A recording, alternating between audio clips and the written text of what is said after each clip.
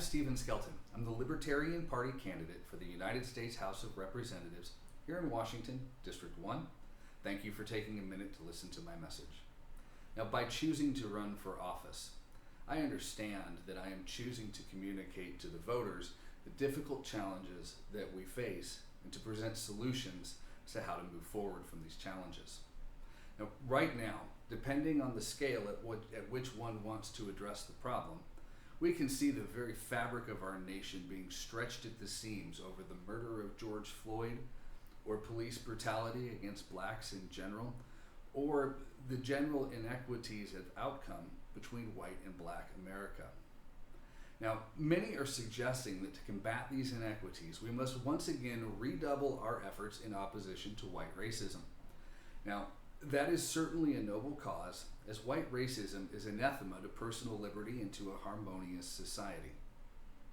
Unfortunately, though, combating white racism does not yield a solution to the aforementioned conditions of police violence against blacks and inequitable outcomes between whites and blacks in greater society. Now, before you get angry and click away, please hear me out, because I mean you no harm. And to build some trust, let me say some things that we can all agree on. Then I will share an insight that will lead all of us towards solutions for these problems. Now, the manifestation of white racism through government has done tremendous harm to blacks in America, and it is difficult to understate this point.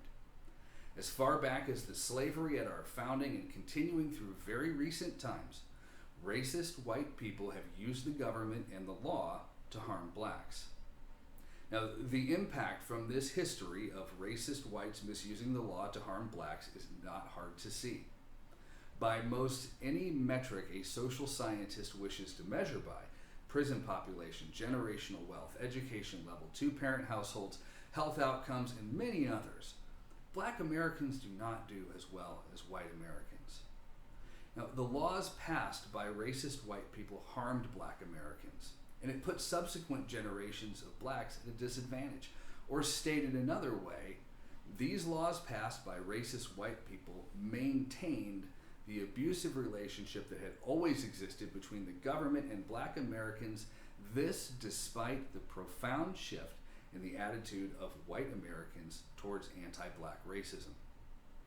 It's important to pause here and to understand that although the racist and abusive relationship of whites towards blacks created the abusive behavior of the state towards blacks, it doesn't mean that repairing the former will repair the latter. Clearly, white attitudes towards racism have changed profoundly just in the last 3 generations. Yet the condition of black America being brutalized by the government has not changed. It is clear that opposing white racism, while noble, is not the solution to the problem of state brutality against blacks, because if it were, it already would have been. This right here, police officer Derek Chauvin calmly murdering George Floyd in front of an onlooking crowd recording on their phones while other officers stood by and did nothing. This was not a manifestation of a dysfunctional relationship between whites and blacks. It was not a manifestation of white racism.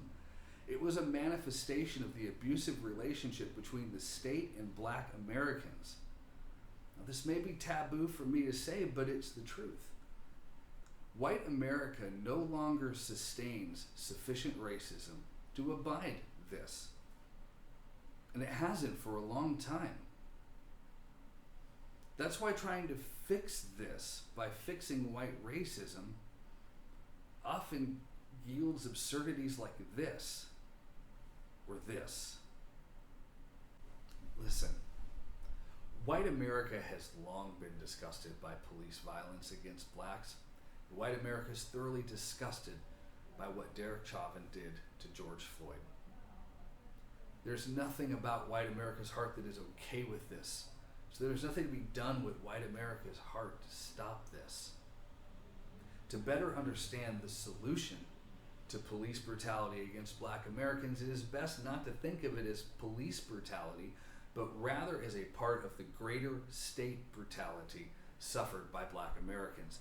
Police brutality is just one of the many ways the state infringes on the personal and economic liberty of Black Americans. So the solution comes from rolling back the government's oppressive control of the everyday lives of Black Americans.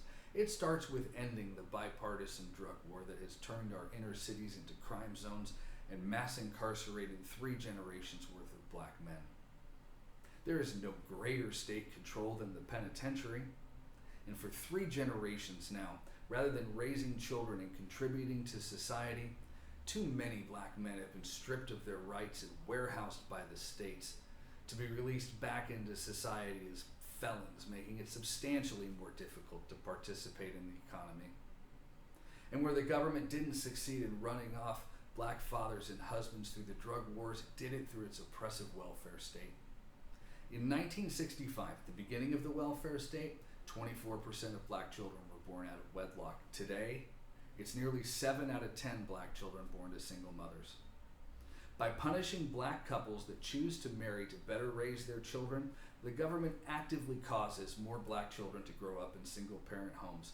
This despite it being common knowledge that the #1 predictor of bad outcomes for Black children, really all children, is the lack of a father at home.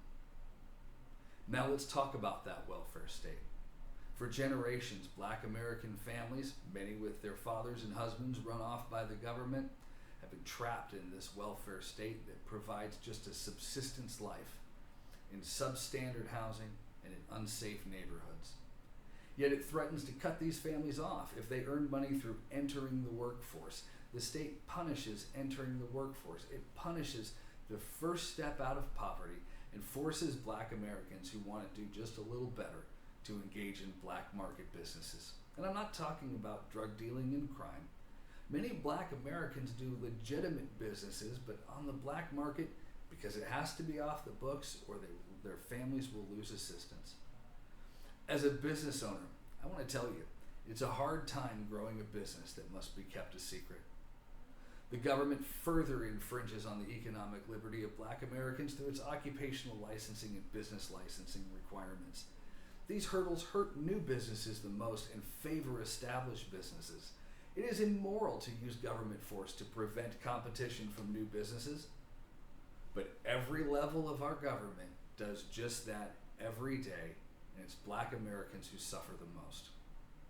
So at the end of the day, our government incarcerates Blacks in an immoral drug war, it castigates Black men from their families through an immoral welfare system, and it immorally relegates Black Americans' businesses to the black markets and limits their economic opportunities.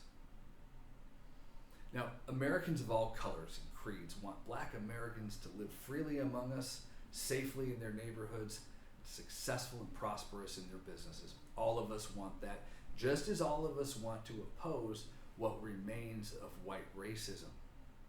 But it is a mistake to think that opposition to what remains of white racism will lead to a prosperous and free Black America, because that comes from removing the oppressive government controls from Black Americans' lives. That comes by throwing out the two parties that are together solely responsible for an unjust America and replacing them with citizen legislators that will attack the oppressive, racist, and brutal government control over the everyday lives of Black Americans. The Democrats and Republicans are letting the police take the fall for this, but don't be fooled. It was their idea. They are the ones who set this up, and we must make them pay by removing them from office and removing them from power. And that starts right here. It starts with my campaign. It starts with the One Seat for Liberty campaign. Go to my website, skeleton2020.com, to learn more. Follow me on Facebook. Share my content. Donate to my campaign, because we must vote these parties out. And this campaign, the One Seat for Liberty campaign, this is the tip of the spear. Thank you for taking your time and listening to me.